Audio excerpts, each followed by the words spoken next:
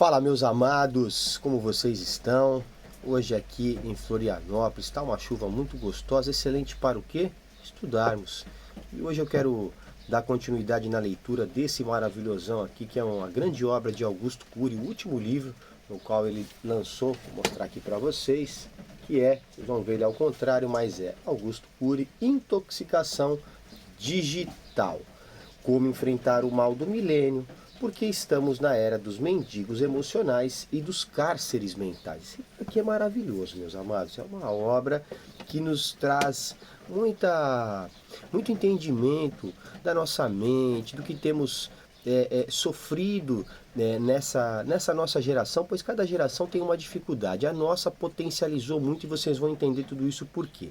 Nesse capítulo agora, a gente já teve uma prévia, uma introdução, né? Tem aí o vídeo no canal para quem ainda não viu, vai lá, curte, compartilha para entender um pouco mais sobre o tema. E agora a gente vai para o primeiro capítulo que fala: a mente, um planeta desconhecido. Verdadeiramente, a nossa mente ela é extremamente desconhecida em vários aspectos. E agora nós vamos elucidar isso aqui com esse grande pensador que é o doutor Augusto Cury.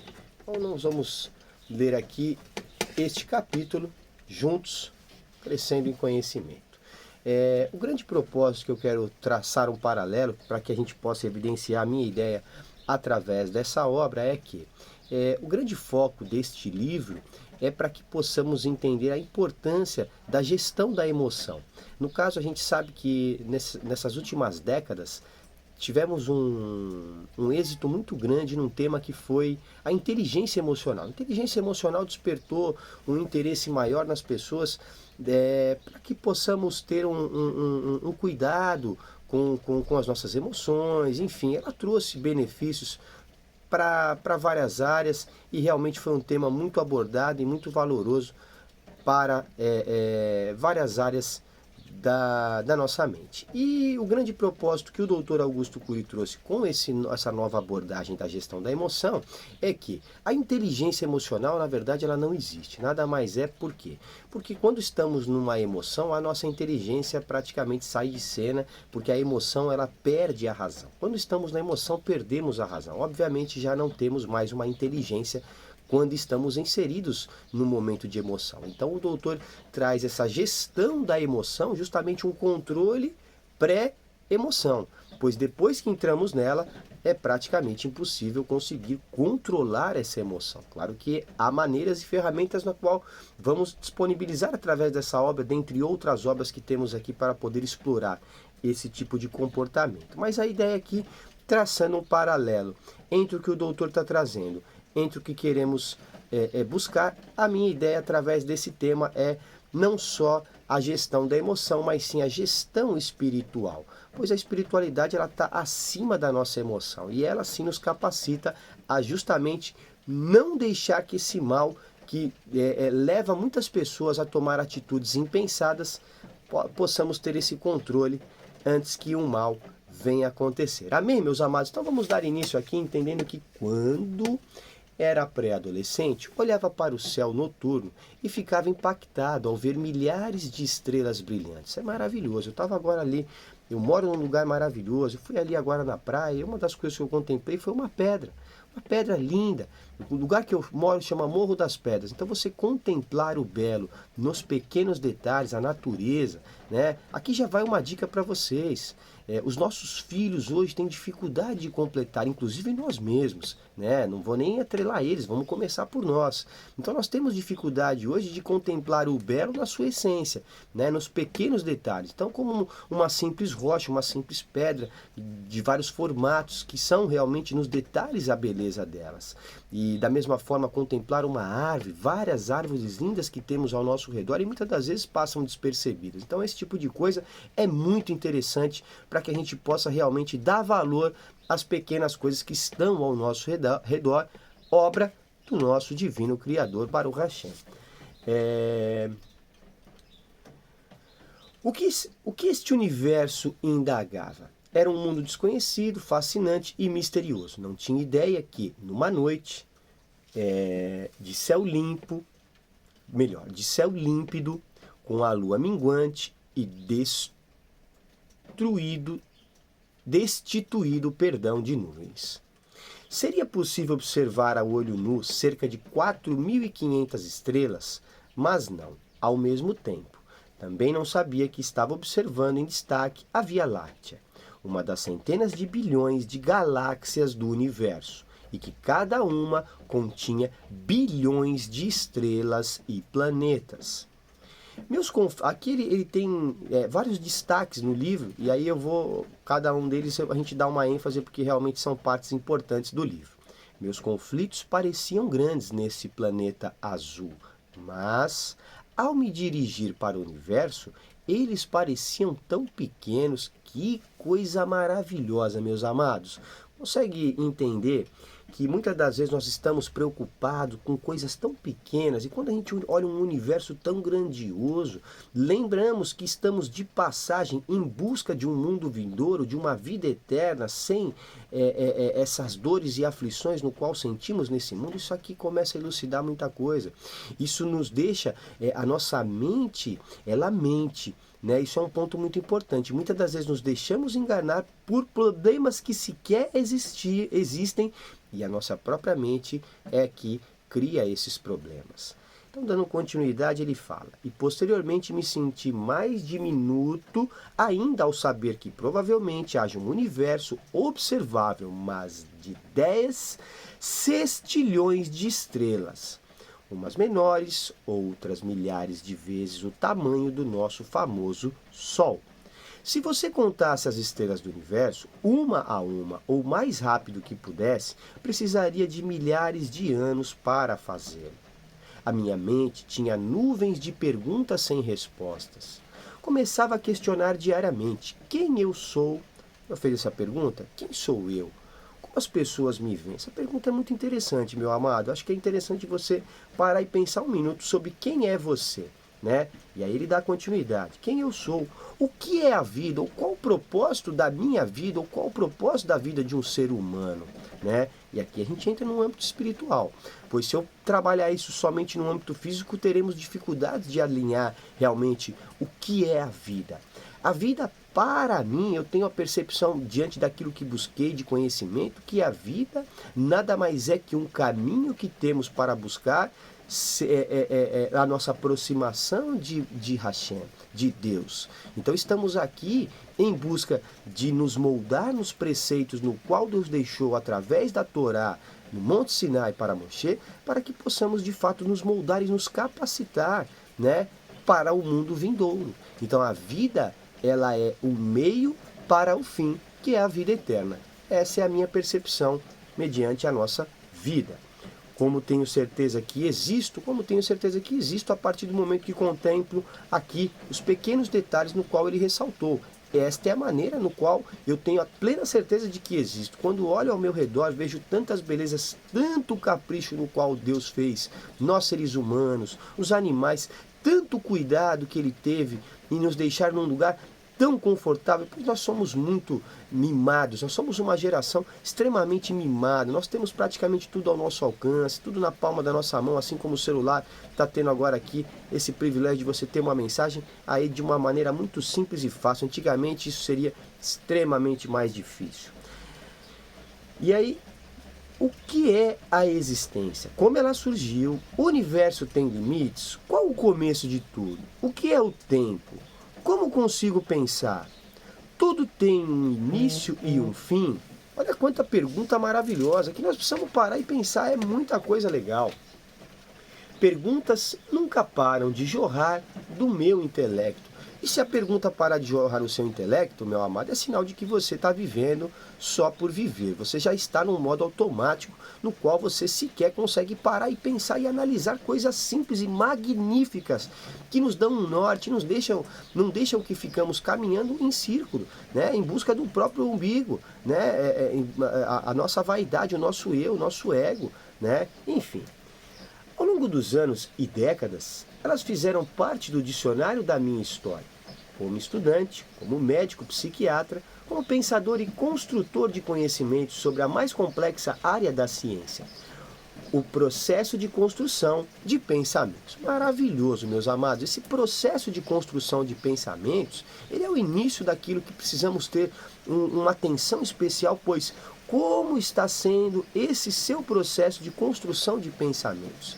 De onde que você começa a construir os seus pensamentos e como que você coloca-os na medida em que você vai entendendo e clareando as suas ideias. Muitas pessoas têm dificuldades com seus pensamentos, pois não sabem locar as ideias no lugar certo. E aí fica tudo muito perturbado. Então você não consegue, você tem a informação, porém você não coloca ela no lugar correto. Se eu tiver uma Ferrari, isso eu quero elucidar para vocês, e tiver uma estrada de terra para andar, o que vai acontecer? Não vai servir de nada. É mais ou menos isso. Muita gente buscando muito conhecimento, mas não sabendo aonde colocar esse conhecimento. Por isso que muitas pessoas fazem cursos, diversos cursos, principalmente da área financeira, que é uma das áreas que mais as pessoas têm essa necessidade. Eu quero ser milionário, eu quero atingir meu primeiro milhão. Maravilhoso. E tem que buscar isso mesmo, eu compactuo muito com isso. Desde que você saiba para que você precisa de tanto dinheiro. Porque o ponto de partida para o que eu preciso é saber onde eu quero chegar e realmente o que eu quero fazer com aquilo. Porque se eu tenho uma necessidade só por ter, sem saber para que preciso, já comecei errado. Então você percebe que nos detalhes eu começo a filtrar e essas perguntas, né, o que nos diferenciam, né, como grandes pensadores? As perguntas que fazemos para nós mesmos e principalmente para outras pessoas ou para sábios de abençoada memória. Isso nos ajuda muito a ter a clareza das nossas ideias. Quantas das vezes tive ideias que eu achava maravilhosas e quando fui conversar com pessoas que tinham competência daquilo que eu tinha em mente, elas já cortavam na emenda e aí eu ficava perplexo às vezes de como a minha ideia era péssima. Então você percebe que quando não nos atentamos nos detalhes, às vezes um pequeno detalhe demonstra que a nossa ideia já está naufragada. Então é sobre isso, meus amados, é refletir sobre as nossas ideias, é entender se aquela ideia realmente de fato está alinhada àquilo que estamos buscando. E aqui vem mais um pensamento que ele destaca. Peraí, vamos terminar aqui que ainda não terminei. Perdão, meus amados. O processo de... Pois toda a ciência e todos os relacionamentos dependem dos pensamentos para existir. Maravilhoso. Porque quem fala sem pensar, o que acontece? Não preciso nem falar. Muitos amam as respostas, mas para ser um pensador, ame as perguntas. Ou seja, meus amados, a pergunta, ela é uma das chaves mais importantes para que possamos crescer em sabedoria. As boas perguntas nos elevam a nossa consciência para níveis que não podemos nem imaginar. Os grandes pensadores, as grandes figuras importantes na história da humanidade, elas tinham boas perguntas. Então é sobre isso, meus amados. Dando continuidade, aqui vai. As respostas trazem conforto e ainda que sejam superficiais, estressam menos o cérebro humano. Por isso, aqui temos que parar, meus amados. Por que ele está falando? Porque uma resposta ela já vem pronta. Quando você pergunta algo e você tem uma resposta, você já não tem a responsabilidade de refletir sobre aquilo. E muitas das vezes as nossas perguntas não têm resposta. E isso nos deixa como atribulado, pois nós temos a necessidade de querer entender tudo. E por isso nem tudo vamos entender, né? Principalmente coisas espirituais, sobre Deus. E aí é tanta dificuldade de compreender as coisas espirituais, principalmente nós seres visuais, auditivos, né? No qual, quando não vemos uma imagem de Deus, temos dificuldade, por isso tanta idolatria. Quando não conseguimos escutar aquilo que queremos, vamos em busca daqueles que estão alinhados àquilo que eu quero ouvir, não realmente aquilo que tem que ser feito. E por isso muitas pessoas vivem frustradas. No mundo político, Por isso, na educação mundial, no mundo político e até nas religiões, se expõem as respostas prontas, os dogmas, as verdades científicas, sem saber que as respostas prontas geram radicalismos e muitas verdades científicas caem por terra a cada 10 anos. Porque a ciência comprova. Uma frase muito boa que eu aprendi na pandemia sobre a ciência para elucidar esse tema. A ciência é a medicina das verdades transitórias, ou seja, que o que o doutor falou que a cada 10 anos cai por terra, eu venho a agregar no sentido que o que é uma verdade absoluta hoje atrelado na ciência, amanhã não é mais. Quantas e quantas coisas você já ouviu falar sobre alimentação, isso aqui é maravilhoso, do dia para a noite já não é mais. Então temos que ter muito cuidado com verdades absolutas atrelado à ciência. Por isso temos que realmente buscar esse conhecimento incessantemente para não sermos enganados. Então, essa zona de conforto no qual gostamos de estar e ter respostas prontas para os nossos problemas é muito perigoso, em vários âmbitos, principalmente no âmbito espiritual. Uma vez que temos a resposta pronta e não gostamos de ser confrontado, não vamos crescer espiritualmente, pois espiritualmente precisamos sim confrontar o nosso ego, confrontar aquilo que é o bom para a gente. Senão, meus amados, não vai ter como realmente a gente ver se estamos no lugar certo, pois estamos aonde? Na nossa zoninha de conforto, naquele casulinho gostoso onde não queremos ser confrontados. Aqui eu já sei tudo, eu já é maravilhoso, eu já aceitei o que eu precisava, agora eu não quero saber de mais nada. E aí, meus amados, está pronto para ser enganado. Mas na minha juventude eu ainda não havia descoberto a complexidade da psique humana. Não percebia que quando uma pessoa estava triste, angustiada, deprimida, a sua dor era tão grande que parecia que todo o universo estava sofrendo. Por quê? Porque a dor de um ser humano é única. A dor que ele realmente consegue sentir. Realmente isso é uma verdade. Mas não sentimos a dor dos outros? Essa é uma pergunta. Não! Exclamação. Só conseguimos ter a dimensão do outro se treinarmos nos esvaziar do nosso ego, preconceito, imediatismo, nos colocarmos no lugar dele. Isso aqui é espiritualidade pura, meus amados. O grande propósito da espiritualidade, um dos, melhor dizendo, é justamente abrir mão de querer reter tudo para si e conseguir compartilhar, de querer algo a mais para poder compartilhar mais. Esse é um dos grandes propósitos, uma das grandes mitzvot que nos abençoa e nos capacita para que possamos elevar a consciência, elevar a espiritualidade. Isso aqui é maravilhoso. Isso é um tema que vale um dia todo para ser falado. E teremos a oportunidade. Porque a dor de um ser humano é... Ok, não. Só conseguimos ter a dimensão da dor do outro... Ok. Por isso, se um psiquiatra, psicólogo, pai, professor, não se esvaziar de si mesmo, ele pensa que está entendendo e discorrendo sobre o outro, seja quem for, mas no fundo ele está falando de si mesmo. Quantas vezes você já tomou decisões assim, falando de si mesmo, achando que estava vendo a dor do outro? A grande maioria dos seres humanos de todos os povos não faz esse treinamento. Por isso, dar conselhos superficiais para quem está em crise, estressado, tenso, descontrolado, como: olhe para trás, tem gente sofrendo mais do que você. E daí? E olha o outro. O cara acabou de perder, vamos dar um exemplo, o cara perdeu uma mãe. Você já perdeu uma mãe? Eu não. Então só quem passou por isso é quem realmente pode... Essa é a minha frase favorita para uma dor como essa. Eu nunca vou saber o que você está passando. Porque essa dor só quem passa pode sentir.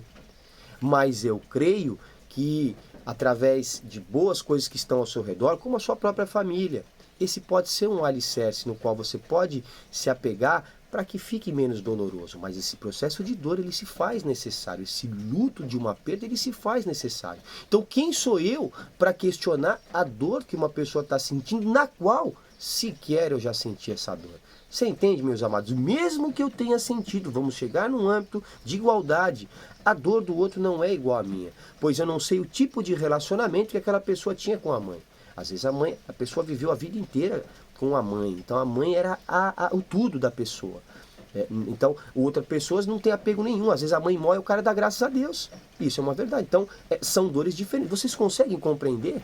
Então, cada pessoa, mesmo que tenha passado por um processo parecido, porém não é igual. Amém, meus amados? Tenham cuidado nessa parte, porque isso é muito importante. Nós já estamos indo num ponto crucial.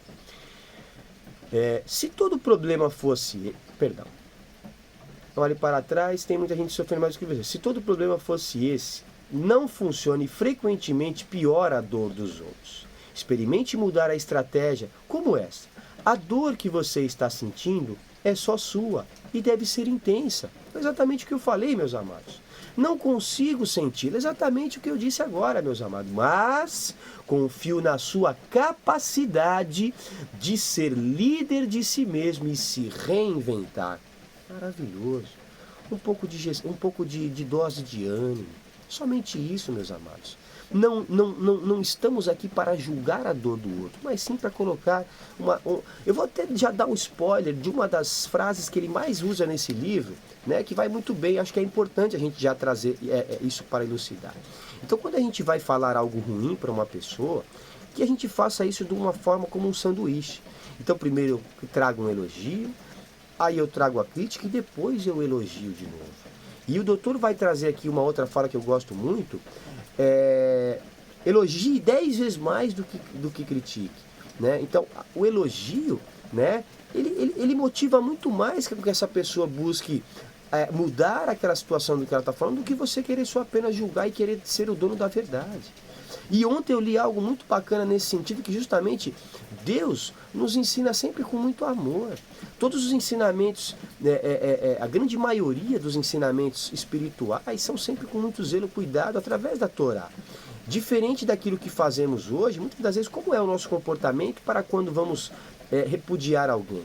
A gente só é veemente, e isso eu falo para mim mesmo, isso aqui está vindo de encontro para mim, meus amados. Eu sou uma pessoa que tem dificuldade, muitas das vezes, vou dar um exemplo para com a minha filha, né, tenho melhorado, tenho buscado estudar, porque não é fácil. Né? A minha filha tem um comportamento muito firme, ela é inteligente, ela sabe me dobrar. E aí eu tenho que ter muita atenção. E muitas das vezes eu me vejo já sendo muito bravo, e não preciso. Então eu tenho tido muito cuidado com as palavras para não alterar o meu tom de voz, para ter um cuidado de quando for criticar no modo sanduíche, elogio, critico e elogio de novo. Por quê? Porque a crítica vai ser mais bem aceita, meus amados. E a gente quer o quê? Quer somente criticar para dizer que somos, né, os grandes críticos da galáxia ou realmente temos o intuito de evoluir um ser humano para que ele possa perceber o erro no qual está cometendo? Amém, meus amados? Não há como contribuir com o outro sem ser empático e sem provocar a sua capacidade de pensar com elegância. Que frase maravilhosa! Aqui nós estamos indo de uma forma a ajudar com sutileza, não com agressividade, meus amados. Isso aqui é um tapa na minha cara, não sei se foi na sua. Quantas das vezes fui arrogante, prepotente até hoje? Fala de qualquer jeito, vai sair falando igual um sem noção. Quem é que vai ouvir alguém que fala assim? Não vai. Então temos que ter cuidado, usar palavras doces, usar a palavra da maneira correta, pensar antes de falar. Ai, mas eu falei a verdade. Foi falado isso ontem aqui, meus amados. A verdade, ela tem hora e lugar para falar, e a maneira, principalmente, correta. Não dá para falar a verdade de qualquer jeito. Se você falar uma verdade chula, ela vai entrar por um ouvido e vai sair pelo outro, a sua verdade não valeu de nada. Então vamos dar continuidade aqui, entendendo que dar respostas rápidas e apontar os erros é desastroso. Então é justamente o que eu acabei de falar. Ah, mas eu só falei a verdade. Com uma resposta rápida, apontando o erro, é um desastre. Sua verdade não valeu de nada. A nossa mente tem mais segredos do que o universo físico. Por exemplo, um buraco negro suga planetas e estrelas inteiros devido à sua supergravidade. Do mesmo modo, uma janela traumática ou killer em nosso cérebro que financia uma crise de ansiedade ou um ataque de pânico pode fechar o circuito da memória e sugar a capacidade de pensar criticamente. Olha que maravilhoso, meus amados. De se colocar no lugar dos outros e de dar respostas inteligentes nos focos de estresse. Eu nem vou falar porque o que ele já falou aqui é uma maestria. Por isso, nos primeiros 30 segundos de tensão, falamos palavras que jamais deveríamos dizer para quem amamos. Como? Você só me decepciona. Você não vai virar nada na vida. Saia daqui que está me atrapalhando. Fora as palavras grosseiras e cruéis. Doeu, né, meu amado? Quantas das vezes você já foi dessa maneira, assim como eu? É doído, mas estamos aqui para melhorar. Outro exemplo sobre a complexidade do psiquismo humano: no mundo físico, nada excede a velocidade da luz, cerca de 300.000 km, mas em nosso pensamento excedemos a velocidade da luz, minha nossa. Podemos dar volta nas galáxias numa fração de segundos. A nossa mente é muito criativa, ela é maravilhosa. Ainda que no imaginário, no mundo físico, para se construírem os maiores edifícios do mundo, como Burj Khalifa, Dubai, Shanghai Tower, China, enfim, demora-se anos para desenvolver o projeto e a colocação de materiais. Mas na sua mente você constrói edifícios diversas vezes maiores. Pode até construir planetas e estrelas em frações de tempo, ainda que na esfera da virtualidade. A mente humana tem uma plasticidade construtiva e uma liberdade criativa sem precedentes, não se comparando com o mundo físico-químico. Por isso, você precisa assistir um filme de terror para se aterrorizar. Basta não gerenciar. Por isso, você não precisa assistir um filme de terror para se aterrorizar. Basta gerenciar sua mente. Ou melhor, basta não gerenciar a sua mente, que se perturbará muito com seus próprios pensamentos, que fluem num processo contínuo e não automatizado pelo eu ou sua vontade consciente. Meus amados, quantas das vezes pensamentos tolos se tornam problemas gravíssimos? Uma simples fobia, uma barata. Meu Deus, eu não posso estar num ambiente onde tem uma barata. Olha, o nosso tamanho é o tamanho da barata, mas a fobia de uma barata pode fazer com que uma pessoa não consiga viver dentro de uma casa, porque ali viu uma barata e ela não vai ficar mais ali. Olha o nível de perturbação. Estou dando um exemplo dentre vários outros que poderíamos elucidar sobre esse tema.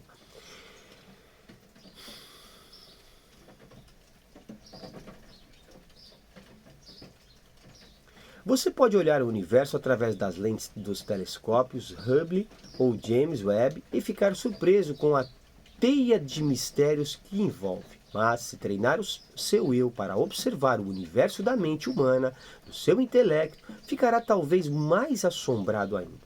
Como você entra em sua memória numa velocidade espantosa e no escuro e entende cada palavra e cada verbo que estão nesses textos.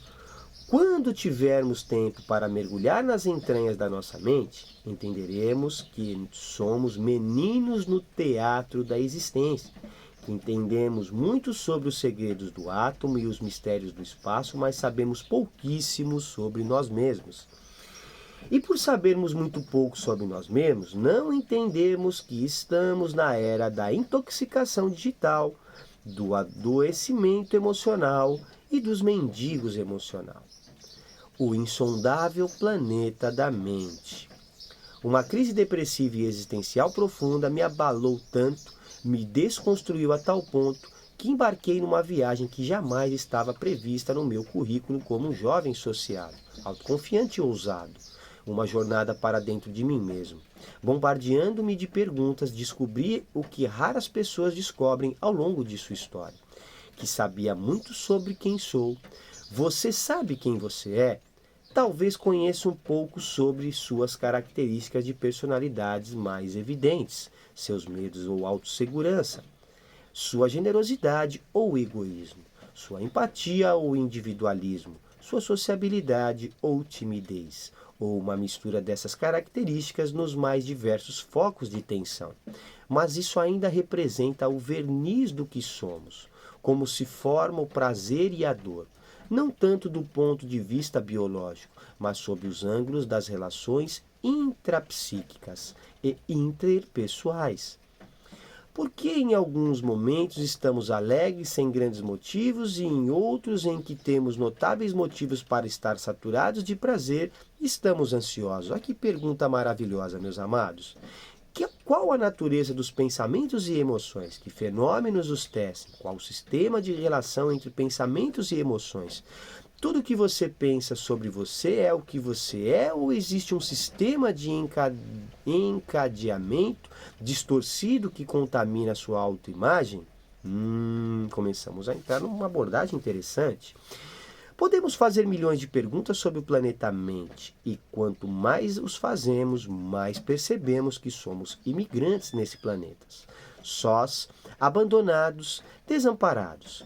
Os radicais distorcem muito o que são, desconhecem sua pequenez e fragilidade e mais ainda, sua flutuabilidade emocional. Os egocêntricos e ególatras prestam culto ao seu ego. São tolos candidatos a deuses, mas no fundo são inseguros, perturbados pelos seus fantasmas mentais. Meninos achando que são adultos. Sabe aqueles jovens valentes que olha, me identifico. Quantas vezes já fui assim, um menino, né? Querendo ser valente, mostrando uma...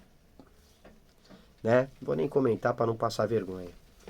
Os tímidos, ao contrário, se minimizam e se apequenam de forma cruel. Não descobriram a complexidade do seu intelecto, sua inesgotável capacidade de entrar na memória e produzir pensamentos em milésimos de segundo. E por serem tão fascinantes, jamais deveriam se curvar à sua equipe de trabalho, a uma plateia ou uma celebridade. Forasteiros no planeta Mente é o que mais somos. E na era digital, intoxicados com a exteriorização, somos mais ainda desconhecidos de nós mesmos, pois a nossa base está voltada para o outro, para os outros, melhor dizendo. Que mundo mental é esse que não controlamos, em que generais podem se sentir soldados rasos, bilionários podem se tornar mendigos emocionais, celebridades podem ser marcadamente solitárias e influenciadores digitais, tão livres e desbocados, podem se tornar grandes prisioneiros. Ao longo de mais de 30 anos, procurei entender esse mundo, não apenas como psiquiatra e psicoterapeuta, mas também, em destaque, como produtor de conhecimento, como um viajante que fez análises detalhadas pelo intangível, universo dos pensamentos, das emoções, da memória e do processo de interpretação do funcionamento do psiquismo humano. Em um país que não valoriza seu cientista, isso parecia loucura. Certa vez cheguei a uma roda onde havia alguns amigos e outros desconhecidos. De repente, ouvi um intelectual desconhecido dizendo que certo autor produziria conhecimento tão complexo sobre a construção de pensamentos que talvez só o entenderão daqui a um século. E citou o nome do autor, referindo-se a mim, sem saber que eu estava presente, pois, como raramente dou entrevistas, não me reconheceu. Foi interessante quando citei alguns elementos da construção de pensamentos que ocorrem em frações diminutas de segundo. E comentei outros aspectos do mundo intangível que nos torna Homo sapiens, a única espécie que pensa e tem consciência de que pensa. Ele ficou impressionado e indagou: mas você conhece o Augusto Cury? Com humildade eu pronunciei: sou o próprio. Ele teve um choque e nasceu uma amizade. De fato, tive o privilégio, a ousadia e até a ingenuidade, digo ingenuidade, pois não sabia dos imensos obstáculos que teria, de desenvolver uma das raras teorias mundiais sobre o processo de construção do eu, desenvolvimento de personalidade, a evolução e o registro da memória, mas em especial sobre o processo de construção de pensamentos, que provavelmente é a última fronteira da ciência. O objetivo do estudo mais intricado da ciência é o fenômeno mais complexo não apenas do planeta Mente, mas também, muito provavelmente, de todo o universo. Porque creio que a construção de pensamentos seja a última fronteira da ciência? Interrogação. Porque os pensamentos são a matéria-prima fundamental e essencial para tudo o que construímos. Percebemos, conscientizamos, conhecemos e nos relacionamos. Maravilhoso, né, meus amados? Sem o universo dos pensamentos, não existiriam para nós mesmos. Não existiríamos para nós mesmos. Muito bom. Seríamos trilhões de células agrupadas em um corpo que vagaria solitariamente pelo teatro da existência. Sem a construção de pensamentos, não haveria a pesquisa científica, a elaboração da hipótese, postulados, predições e todo o conhecimento que estrutura a ciência, os fenômenos físicos e os seus sistemas de relações existentes sem pensamentos, mas é por meio das matrizes dos pensamentos que eles saem do completo anonimato e ganham o palco da intelectualidade. As artes plásticas, a escultura, a arquitetura, a dança, o teatro são confeccionados pela arte da análise, capacidade de se reinventar, duvidar e dar respostas inovadoras, sensíveis e subliminares, que em tese são matrizes de pensamentos. A filosofia, ao estudar e descrever a ética, a estética e a metafísica, os princípios sociopolíticos só existem porque o ser humano constrói conhecimentos. Igualmente as riquíssimas e às vezes turbulentas relações entre casais, pais e filhos, professor e aluno, bem como entre amigos e do ser humano com ele, confeccionando a identidade e a expressividade de características de personalidade como timidez, ousadia, empatia, egoísmo, resiliência, fragilidade, são pautadas pelos pensamentos. Bem, meus amados, a era da intoxicação digital, descontrole dos pais e manipulação dos filhos. Agora, meu amado, é bom você pegar uma cadeirinha, um cafezinho e se preparar, porque a pancada vai ser forte, vem boas informações por aí. Mas poderíamos indagar, pelo menos a emocionalidade ficou fora da influência dos pensamentos? Não, não ficou. A emoção depende completamente dos pensamentos para se expressar, focar, se entrelaçar e se envolver. Você não consegue amar se não for por meio dos pensamentos, pois, sem a sua intelectualidade, você não identificaria o objeto amado, seus filhos, sua esposa, seu marido, e se você tiver uma religião, o seu Deus. Do mesmo modo, você não consegue odiar ou excluir se não for por meio das sofisticadas matrizes dos pensamentos que envelopam, canalizam e distribuem a emoção do ódio e da atitude de exclusão social. Todo o processo de interpretação depende não apenas da emoção envolvida, mas também do processo de construção de pensamentos entrelaçados. Interpelar é distorcer a realidade, ainda que de forma imperceptível, e nunca espelhar a verdade do objeto estudado. Por quê? Porque o ato da interpretação envolve múltiplas variáveis simultâneas. Quem sou? Entre aspas, identidade e capacidade de construir pensamentos. Fecha aspas, como estou, abre aspas, estado emocional, por exemplo, se alegre, triste, motivado, deprimido, fecha aspas, onde estou, abre aspas, ambiente social, por exemplo, colhedor, opressor, fecha aspas, etc. O processo de interpretação é tão sofisticado e passível de contaminações que pequenos estímulos estressantes, como um tom de voz mais enfático ou uma crítica construtiva, podem ser sentidos de forma superdimensionadas, como uma agressividade ou uma crítica destrutiva. Temos que dar uma pausa aqui e dar uma ênfase de que hoje as crianças estão exatamente assim. Se você levantar a voz, ai, o meu filhinho amado, mimadinho. Vou dar um exemplo claro disso, tá?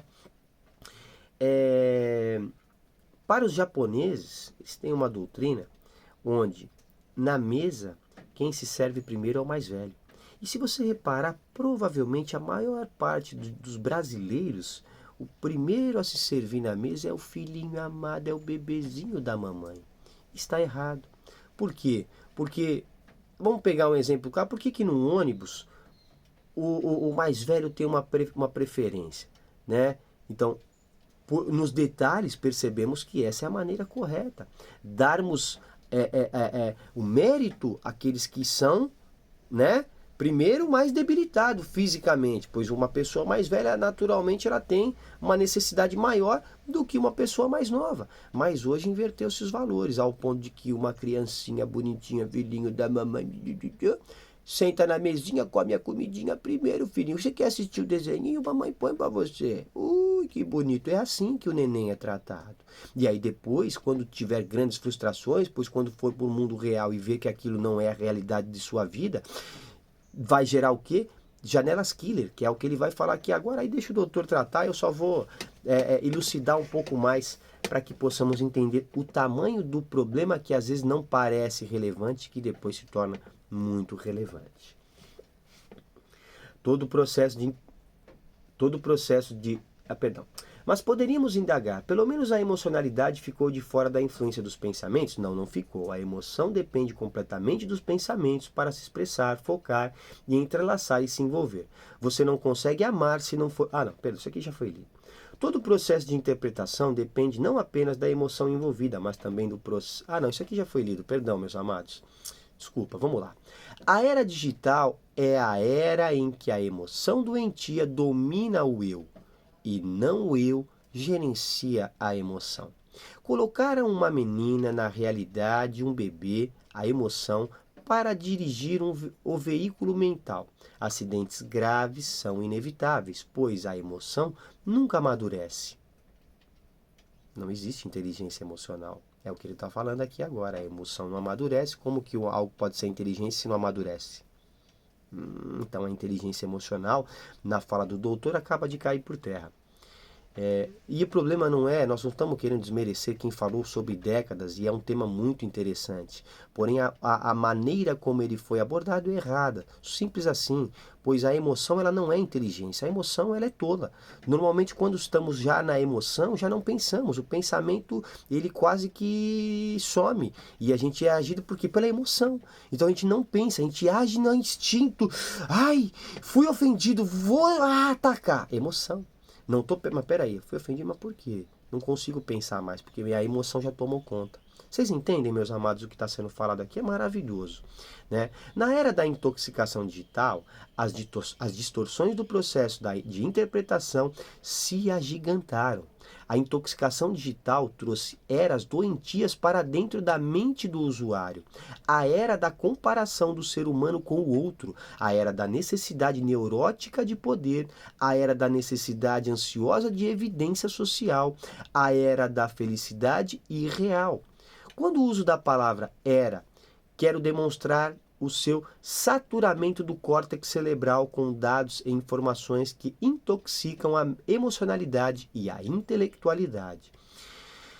Sem querer entrar muito em detalhes no momento, toda vez que nossa mente está saturada de informações, o risco de gerar a síndrome do pensamento acelerado é alto. Essa síndrome turbinada à intoxicação digital, levando eu como piloto da aeronave mental a ter dificuldade de fazer escolhas, trabalhar perdas, fazer análises.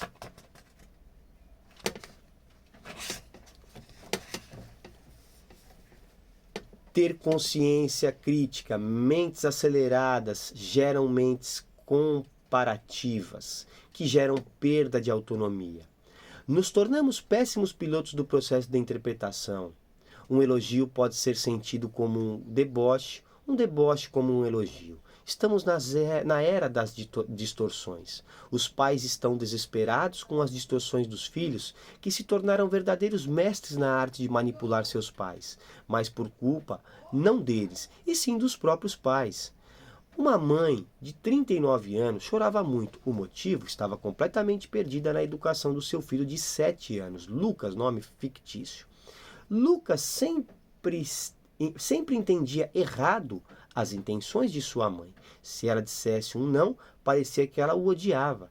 Se adiasse a compra de um tênis ou de uma roupa, Lucas dizia: você não me ama, está me abandonando. Longe da mãe, o menino tinha um razoável autocontrole. Perto da mãe, fazia birras, gritava, chantageava. Tinha atitudes infantis em relação à sua idade biológica. A mãe entrava em estado de choque, sentia-se a pior mãe do mundo e muitíssimo envergonhada diante das amigas. Se ela regulava o celular, a casa caía. Lucas ficava mais de 4 horas por dia conectado. A mãe reagia sem gestão da emoção. Ao contrário, pelo trinômio, explosão, culpa, superproteção. Quando não aguentava mais o comportamento de Lucas, ela explodia, dizia que era infeliz, que o seu filho era rebelde, que ele não iria virar nada na vida. Depois detonava o gatilho cerebral, abria uma janela killer de culpa e ela desabava. A mãe foi longe demais, falhou, exagerou, agora vem um arrependimento brutal acompanhado de superproteção. E o resultado? O filho aprendeu a manipular a mãe. Outro resultado de trinômio: explosão, culpa, superproteção. Mais um diagnóstico inadequado. Lucas foi diagnosticado com TOD, transtorno opositor desafiador. A indústria dos diagnósticos é um problema. Isso aqui é maravilhoso, meus amados. Olha o que ele vai trazer sobre diagnósticos. Os diagnósticos não podem jamais rotular um paciente, servem apenas para a conduta do psiquiatra ou do psicólogo. O que ele está querendo dizer aqui, meus amados? A informação de um diagnóstico, ela remete a quem realmente vai tratar aquele problema. Então ela serve somente para você entender por que caminho que você, no caso um especialista em determinada área, vai auxiliar o seu paciente. Não vou jogar o diagnóstico para cima do paciente. Você tem TDAH. Todo mundo tem hoje, né? Quem não tem, só não descobriu, né? Porque o diagnóstico de TDAH, inclusive, qualquer um pode dar. Porque um diagnóstico que hoje é falar é esse aí. Ah, o fulano tem TDAH. Sabe nem o que é, mas todo mundo tem, né? Cheio de doutores por aí hoje, né? E dentre vários outros diagnósticos. Ai, o fulano tá depressivo. O ciclano tá no... Então vamos lá. Um psiquiatra ou psicólogo pode até dar esse diagnóstico, mas não deve utilizá-lo para enquadrar os pacientes. Deve saber o que o TOD é um sintoma e não uma doença. Uma relação multifocal do trinômio, explosão, culpa, superproteção, que faz com que os filhos aprendam a manipular os pais com maestria, confrontando-os agressivamente, desafiando-os continuamente, pois no fundo sabem que seus pais cairão na lama da culpa e cederão. Técnicas de gestão da emoção são fundamentais para formar mentes autônomas, líderes de si mesma, criativamente, livres e emocionalmente saudáveis. Em primeiro lugar, os pais devem aprender a explicar os nãos, com educação, brandura e devem ser estáveis, não objetos de chantagem dos filhos. Limites são limites, birras, manipulações, reações descontroladas dos filhos fazem parte da jornada da educação. Filhos normais têm essas reações, mas se os pais tiverem medo do comportamento dos seus filhos, agirão pelo perigoso trinômio, explosão, culpa e superproteção e desencadearão nos filhos reações desproporcionais e descontroladas. Saiam de cena, não sejam plateia. Milhões de pais são plateias dos comportamentos volumosos de seus filhos. Gravem isso. Pais plateias estimulam seus filhos a darem show de birras. Nada mais é do que o que, meus amados? Minha filha, quantas das vezes, pequenininha, deitava no shopping, eu não vou, bye bye, so long, ó, tchauzinho, tchau, fui, saí andando, é tchau. Meu filhinho, não chora, não faz assim, bebê. Ah, pronto. Aí você vai virar uma mula. Ele vai montar em cima de você e você vai ver o que é bom. Por quê? Porque o filho ele tem que ser tratado com firmeza. Ai, mas eu não posso, ele vai se sentir abandonado, ele vai se sentir rejeitado. Não, meu amado. Aquele doutor está deixando muito claro. Esse tipo de comportamento, sem que de fato faça sentido, claro que cada comportamento ele precisa ter uma análise. O que ele está deixando claro aqui é o comportamento de manipulação. Sim, sim, não, não, acabou. Falou não, é ponto final e acabou e não tem mais história. Não tem que explicar o não muitas das vezes. Tem hora que o não é firme, ponto final. Mas quando se faz necessário, há obviamente uma entrega de uma explicação para que ele possa elucidar o porquê daquilo tudo.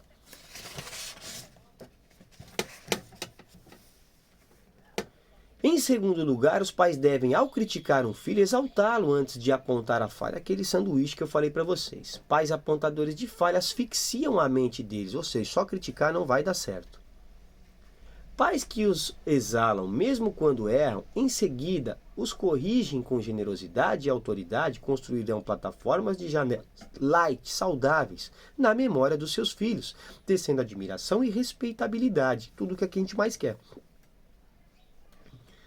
Há diversas outras ferramentas que citarei sem colocar ordem de importância e discutirei ao longo desta obra. Por exemplo, pais brilhantes, ao invés de ser criticistas, perdedores de paciência, comparadores de uma criança com a outra, pressionadores, deveriam ter como meta fundamental treinar e educar seus filhos nas mais nobres técnicas do programa da gestão da emoção, como, em primeiro lugar, transferir o capital de experiências ou dar o que o dinheiro não pode comprar.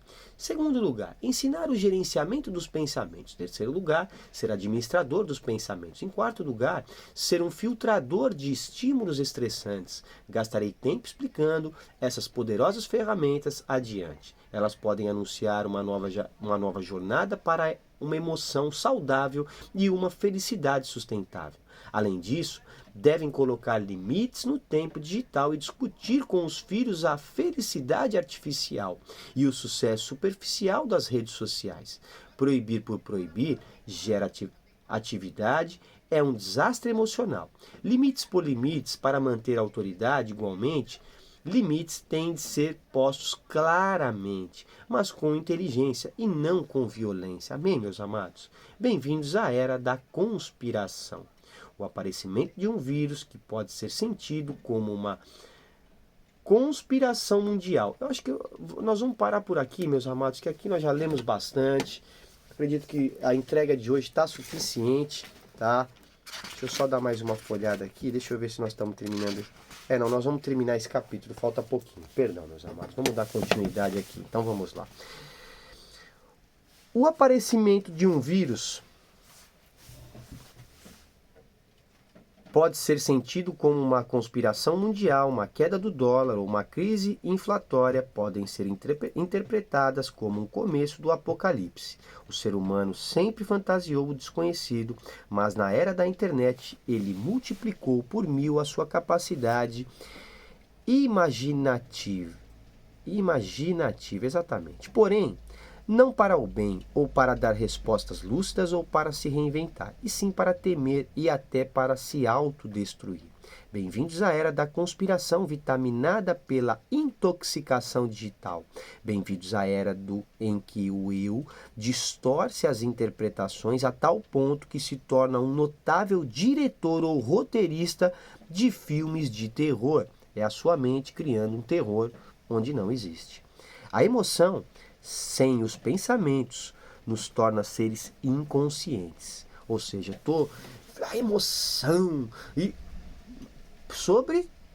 pensei sobre aquela emoção, a emoção tomou conta do meu ser, né? Tem até música. Vamos voltar para a sabedoria. A emocionalidade sem a intelectualidade nos tornaria eternamente solitários, sem saber quem somos, o que sentimos, quais nossos papéis sociais, propósito de vida, sentido existencial. Um ser humano poderia ainda estar deprimido, mas, como ele não tem um eu consciente de si, das suas emoções, a alegria e a tristeza seriam a mesma coisa. O processo de construção dos pensamentos é tão complexo que poucos teóricos da psicologia, pedagogia e psiquiatria se atreveram a estudá-lo. Usaram os pensamentos prontos para produzir a teoria sobre traumas, formação de personalidade, processo de aprendizado, mas não sobre a base de tudo, o pensamento. Como você identifica os verbos, pronomes e substantivos de cada frase desta obra? Quase na velocidade da luz. Estude os pensamentos e você provavelmente entenderá que tudo que construímos como verdades sociais é superficial. Então o que ele quer dizer aqui é algo que é muito espiritual. Por quê? Porque muitas das coisas que os nossos olhos veem não é a verdade. Vou dar um exemplo claro. Você vê uma família linda, aquela família de propaganda, que você fala, meu Deus, que família maravilhosa. Muitas das vezes por trás daquilo existe uma família completamente corrompida. Sentar na mesa sequer olham nos olhos. Então, muito do que às vezes os nossos olhos veem não é a realidade. Se tratando de rede social, então você potencializa isso aí infinitamente. É sobre isso que ele está trazendo aqui, porque a rede social é a rede da perfeição. É o universo magno de coisas maravilhosas. Dificilmente, a não ser tratando de política, que é um dos temas que mais temos problema, tirando isso, meu amado, a vida dos seres humanos, eu me incluo nisso, é maravilhosa. Até porque ninguém quer ficar postando problema e realmente essa é a realidade. Mas aquilo não é uma vida real. A realidade, existem vários problemas por trás daquela imagem no qual as pessoas estão transmitindo. E isso o que faz? E o que causa isso na gente? A minha vida é péssima, a do outro é maravilhosa, porque eu só vejo uma vida maravilhosa. Fulano está viajando, fulano está desfrutando, babá. Agora, os problemas que ele está tendo paralelo ali, ninguém sabe. E aí, isso faz com que criamos o que? Janelas traumáticas. Pois em comparação, eu me comparo com a vida que eu acredito que é maravilhosa do outro, que só viaja, que só isso, que aquilo, e acho que eu estou vivendo uma vida péssima. Vocês entendem, meus amados? Então, aqui vamos dar continuidade entendendo que um ser humano poderia ainda estar deprimido, mas como ele não tem um eu consciente de si, das suas emoções, a alegria e a tristeza seriam a mesma coisa. O processo de construção dos pensamentos é tão complexo que poucos teóricos da psicologia, pedagogia e psiquiatria se atreveram a estudá-lo. Usaram os pensamentos prontos para produzir teorias sobre traumas, formação da personalidade, processo de aprendizado, mas não sobre a base de tudo, o pensamento. Muito forte isso, hein, meus amados? Muito forte. Como você identifica os verbos, pronomes, substantivos de cada frase desta obra? Isso aqui a gente já falou. Então vamos lá. Brancos e negros só existem na fina camada da cor da pele. Em nossa psique, somos exatamente os mesmos. Todos deveriam proclamar em alto e bom som, sejam negros, brancos, intelectuais e iletrados, americanos, chineses e também em relação à sexualidade. Orgulho de ser um ser humano. Estamos partindo para o fim aqui, meus amados. Somos todos seres humanos e isso basta. Somos todos uma família humana. As minorias que exaltam sua diferença para poder diminuir a dor da exclusão, que muitas das vezes é asfixiante, por desconhecerem os mecanismos sofisticadíssimos que constroem pensamentos, aumentam o preconceito. Porque o registro na memória não depende da vontade consciente do ser humano, mas é involuntário e automático. Arquivamos justamente ao contrário do que pretendemos quando pressionamos, elevamos o tom de voz, escandalizamos e comparamos. O programa de gestão da emoção nos ensina que, na essência, somos iguais e nos amamos. Nas diferenças, nos respeitamos. A teoria que desenvolvi se chama Teoria da Inteligência Multifocal. Estuda não apenas o foco da construção de pensamento, mas também o foco da construção do eu como líder da mente humana. O eu representa a capacidade de escolha, a autodeterminação, a identidade de um ser humano. Você sabe que é diferente de bilhões de outros seres humanos, que têm características de personalidade, preferência, gostos, têm visão de vida, têm relacionamentos diferentes e por causa da sua identidade. E ela é formada por milhões de janelas ou arquivos que estruturam inúmeras características de personalidade.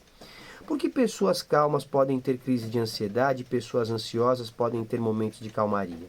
Porque a paisagem da memória no córtex cerebral não é linear, assim como há diferenças de relevos no planeta Terra. Há gritantes diferenças de relevos ou qualidades e quantidades de janelas ou arquivos em um ser humano. Só é plenamente previsível quem está morto. Todos flutuamos dependendo de onde se instala a âncora emocional, que é o copiloto do eu no córtex cerebral. Não exija dos seus filhos, esposa, maridos, alunos, colegas, o que eles não podem dar. Uma previsibilidade de comportamentos. Por mais engessado que você seja, são mais previsíveis nos detalhes do que se imagina. Você sabe que tipo de pensamento vai produzir daqui a 1 minuto? Não sabe. Se soubesse, se controlasse tudo, você e eu seríamos chatérrimos. Por isso que todos que são especialistas em criticar e dar bronca são insuportáveis. Estão aptos a consertar máquinas, mas não para formar mentes brilhantes. Relaxe, se solte, não tenha uma mente engessada. Amém, meus amados? Que coisa maravilhosa! Olha esse primeiro capítulo. Eu já li esse livro, aqui com vocês eu leio ele novamente, me impacta novamente. Eu vou ler esse livro infinitas vezes, sei lá quantas vezes eu pretendo ainda ler esse livro. Tem certas obras que nós precisamos mergulhar. Essa obra é extremamente atual, extremamente valorosa, extremamente necessária para todos nós seres humanos que queremos nos atentar das nossas atitudes, nos atentar dos nossos pensamentos e poder realocá-los, colocar no seu devido lugar, dar a ele a medida correta. Quantos pensamentos pequenos e relevantes se tornam problemas quase que incontroláveis? Quantos seres humanos vivendo medos que são completamente tolos, mas que não conseguem de fato colocar aquilo na medida correta. Aqui ele tem só uma... Vamos finalizar aqui o tema, né? Para sempre lembrar, a nossa mente tem mais segredos do que o universo físico. Por exemplo, um buraco. Aqui ele vai falar de uma parte... Aqui, ok, meus amados, aqui acho que a gente encerrou mesmo. Então ficamos por aqui. O segundo capítulo, só uma palhinha para vocês. O eu, piloto da mente, mal formado na era da intoxicação digital. Amém, meus amados? Espero que vocês tenham gostado. Eu estou apaixonado por esse tema. A gestão da emoção, juntamente com a gestão espiritual, é o que vai nos elevar à consciência e fazer com que possamos cada vez mais evoluir como seres humanos. Amém, meus amados? Espero que você tenha um excelente dia, que Deus abençoe. Um forte abraço a todos.